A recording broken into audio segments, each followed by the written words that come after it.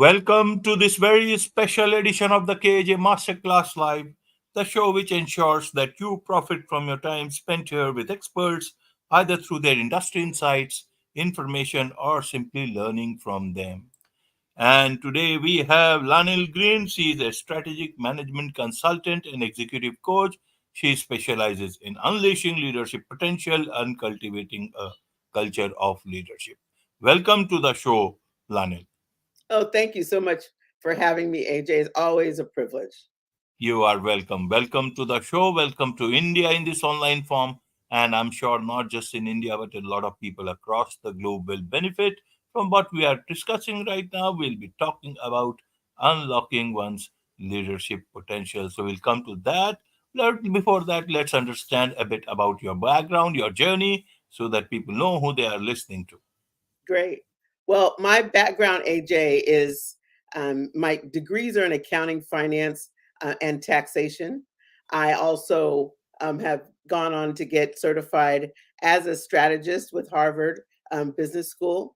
So I bring my accounting background, accounting and finance background, and my strategic certifications together, along with the fact that for the last 15 years or so, I have been teaching and coaching leaders, primarily in tech, but literally around the world, in how they can expand their leadership.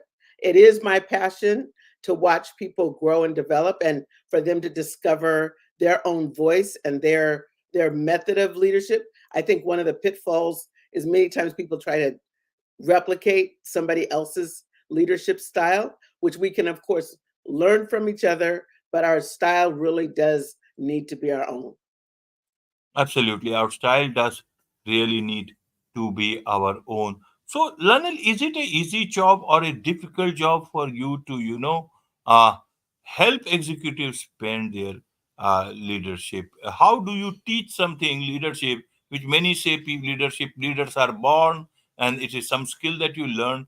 Is there some injection that you give them that they will learn leadership, or is it about something else that that they come to you? Help us understand how easy or how difficult it is to train people and make them leaders that they want to be.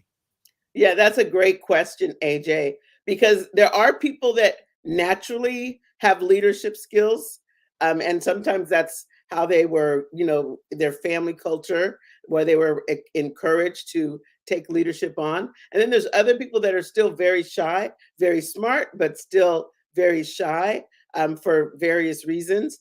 And I personally believe, AJ, that every organization is in need of all of those different types of leaders. They're in need of maybe a more quiet spoken leader. They're also in need of the bolder, maybe more what might be considered aggressive leader. But there's one, well, more than one, but a few unifying principles that I operate on. Number one is that you cannot lead if you are in what I call survival mode.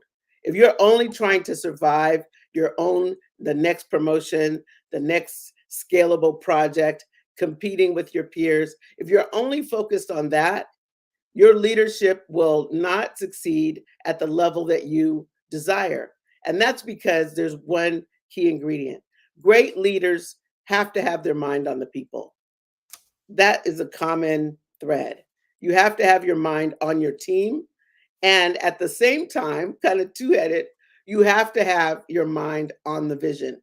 And the leadership really is bringing the vision, whether it's a corporation or a team or even a mom and pop enterprise, that you're bringing the vision, what you see for now and the future, with clarity to your team, and that, AJ, that you have a good fit, that the people on your team actually can do the jobs that you have given them, so that they're not operating in scarcity or fear of failure all the time.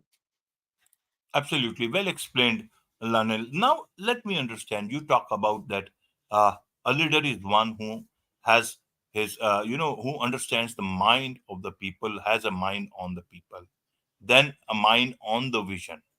But many a time, see, we are in these times of the great resignation and quiet quitting and so many other things. amidst all this leadership crisis and all. So when you are talking these things, and when we talk of the great resignation, it means there is a huge problem with leadership, because a lot of times it is said that they are doing not this. Several of them are just keeping their, their mind, their vision, or everything on the bottom lines, on the profit part. That is what they think is going to elevate their position, make them happy, make them happy, because their bank account will get swollen because of the money they will get. That way, even the board of directors will be happy, and their job is done. He or she will be considered as a thought leader, as a successful leader. Then how do you want to bring that thing which has been lacking, which which has led to this present situation? Because sometimes then these things will sound hollow to these people, and they will never let the right kind of people come up, because they will expose them very, very badly, because they are not the right kind of leaders. How do you see this whole thing, and the right type of things that you are trying to instill into these executives? It's almost like two different worlds. You are 100% correct, AJ. It is two different worlds. And I think one of the critical vantage points, because mindset in many ways is about the vantage point. Where are Right. you looking from to actually honor the mindset that you're going to operate your business from, right? So if your mindset is short-sighted, how to get the quick wins, how to make the quick dollar, and how to get your product launched quickly. If everything is about doing things fast and quickly and not doing things well, Right. that mindset is not necessarily sustainable for the long term. And what I mean by that is that, AJ, if we take the time to really have our people feel, listen, I let me back up. Profitability is critical. If there's no money, you can't pay people. If there's no money, you can't keep the lights on, so to speak. So there Right. has to be an eye on the bottom line and on cash flow. But I also think if you make sure your people understand how what they're doing contributes to that cash flow, and more importantly, how what they're currently doing contributes to their own career succession. If people feel like you're just using them to get what you want, sure, quiet quitting, they'll pretend to work when they're not really working. They won't Right. bring their best work forward. But if they understand that how they fit, most people, if they understand how they fit in the big picture, and they get acknowledged for it, they get rewarded for it, they get given they're given the credit for their contribution, then you ultimately can start to shift that culture so that it begins to work together. That profitability and honoring people and what they want for their own career begins to merge as one. Right. Right, Lionel. Well put. Now let's look at that. In the present time, you talk about CEO mindset. How, obviously, a lot of people want the corner room. That is their biggest desire. But how do they get this? What is this CEO mindset? And is it a positive thing or a negative thing? If you are a mid level executive and you get the CEO mindset, you will behave like a CEO without having the responsibility nor the power. You can be a disaster for the team itself. Help me understand this CEO mindset in the way Yeah. that you want to. That's great. Well, AJ, I actually teach a one of the workshops that I do at some of the tech companies, Facebook, Instagram, WhatsApp, that I do is called Right. Expanding Your CEO Mindset, and I do this with two different sections. We do it with the ICs, those that are individual contributors that don't have a team to manage, and then we do a separate one for those that are managers that are managing teams. So let me start with the ICs first, because Right. for the ICs, it may feel like, why are you talking to me about the CEO mindset? I'm barely getting my own job done. I'm Right. overwhelmed. I don't know how I'm even going to survive what I'm doing currently. I definitely can't understand why you're talking to me about that. So fundamentally, I understand that from an initial perspective. But if you are IC without people responsibilities currently, the CEO mindset, there's a few components. As an IC, you still should have a vision for yourself for the future. And that future may include where you currently work, it may not. But if you don't have a vision for the future, you will get in survival mode for the present. So the CEO mindset is about being clear about long term strategy. So, on a personal level and a professional level, it's also about learning what it looks like to manage your what I call stakeholder map. So, even if you don't have direct reports, there are people that are making decisions about your career in rooms that you're not in. And if you don't take it seriously, that you need to have a strategy to make sure, yes, your manager knows what you're doing, but then all of the people that are influencing your career, your skip levels, your other peers, and sometimes people that are maybe coming up behind you, that you need to have a serious strategy for influencing those people, make sure they understand your work and your value so that when it's time for promotions, big projects, that they have you on their mind. But more, and the second thing is you can lead without being the leader.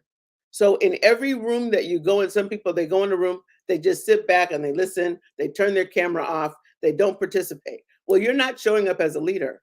The CEO mindset really does represent a mindset where you show up as a leader no matter what your title. You show up Right. doing your best work no matter what. Right. Right. So, Lenin, let me ask you this particular thing. As they say, that leadership is about leading, especially in difficult times, turbulent times. How do you bring that part of their leadership, before the turbulent times? Because only turbulent times will tell you whether they have been prepared for this or not. Is there a specific way you prepare them so that people can learn from you? They can emulate whatever you teach so that they can help that bring that same thing into their business, into their whatever things that they are doing in their daily life. Yeah. Yeah. Well, I think AJ, fundamentally, we might be in turbulent times from now on. I mean, I think there's a Right. there's a theory that with technology, AI in particular, and everybody trying to find ways to innovate, the way that we saw work in the past, which was pretty much mastering whatever the current skill set is and moving methodically through the various levels of an organization from a promotional standpoint, I think those days have come to an end. I think fundamentally, turbulent times are also, we can change it, times that you need to learn to be resilient and innovative because that is really the time that we're in. And I think part of why it becomes turbulent for people is because in their mind, it's such a contrast to a methodical work environment that it's disruptive to always have your manager, well, here we're going to try this way. Now we're going to try some other thing. We're going to cancel that project. It didn't get off the ground fast enough. Now we're going to do this other. And people feel like, oh my goodness, I'm being dragged around like a dog toy. But the reality is that is our new reality. So it really requires us, AJ, to develop a muscle where we can thrive in chaos. Back to management concepts, honestly, from the 80s, where we have to learn to thrive in chaos, and that means we have to learn for ourselves what is the best environment and how do we work the best when there is chaos. What does that look like with communication, working with our peers, cross-functional teams? All of that chaos has people be, insecure about their jobs, about their livelihood.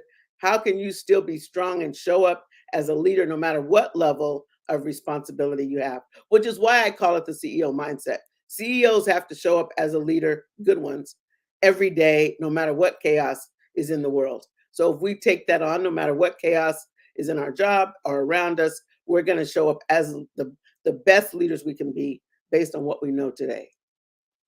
Right, right, Lennon. Now, in terms of, any leadership role is not an easy role in today's time, That's right. because many a time, even if you are a good-hearted person, you have all the good interests of people in your mind. Many a times you have to decide between the short term goal and the long term goals. How do you calibrate? Because short term success is required, but then it can also hamper your long term growth sometimes, but it is imperative.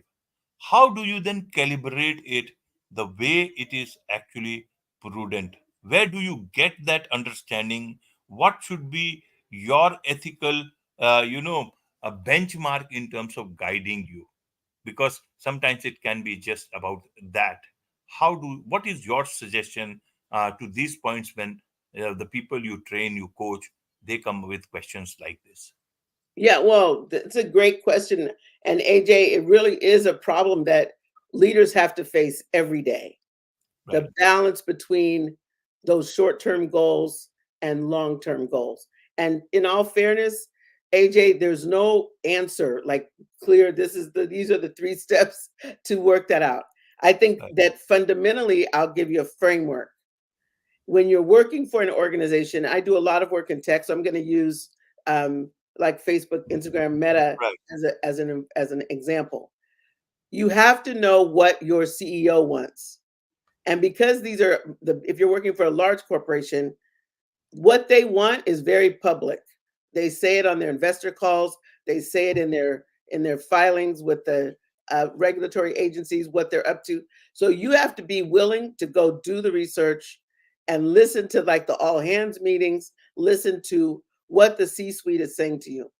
That's going to give you the first indication of what it is they care about, and you want to align what you care about with that. That's the beginning.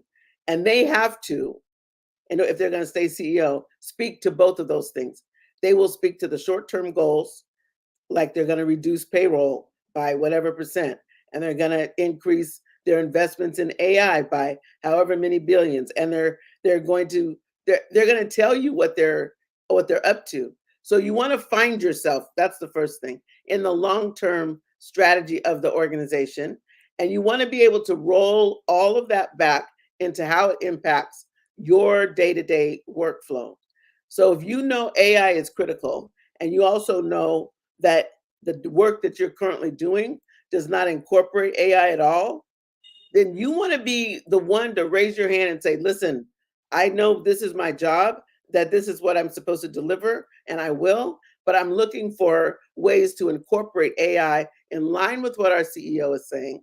I want to incorporate AI in how I do my workflow.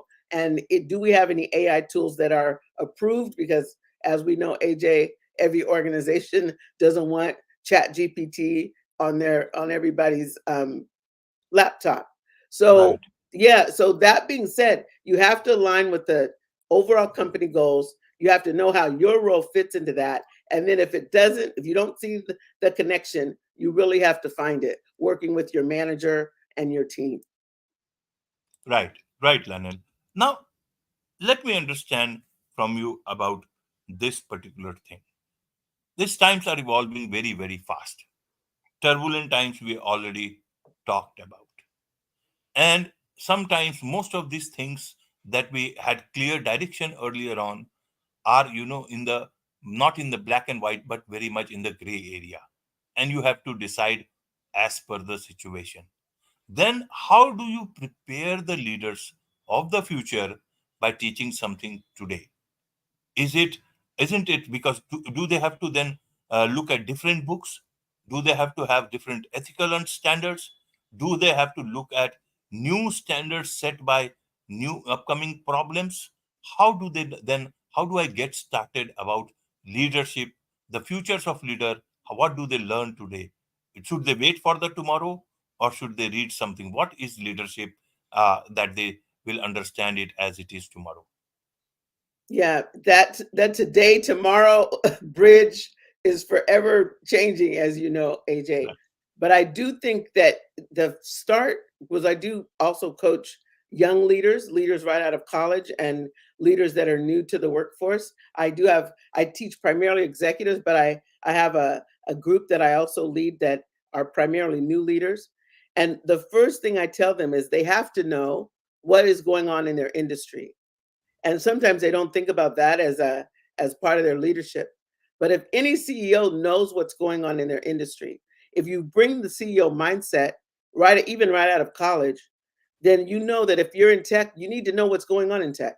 You need to know what's going on at your company and what the trends are for tech in general, so that you can be informed when you go into a meeting and people are talking about doing it a way that it was done 5 years ago or even 2 years ago. You can say, hey, I read an article. I'm not the expert, but I read an article that a lot of CTOs and CIOs and CFOs are concerned about this thing. How do we incorporate those current issues into our current workflow?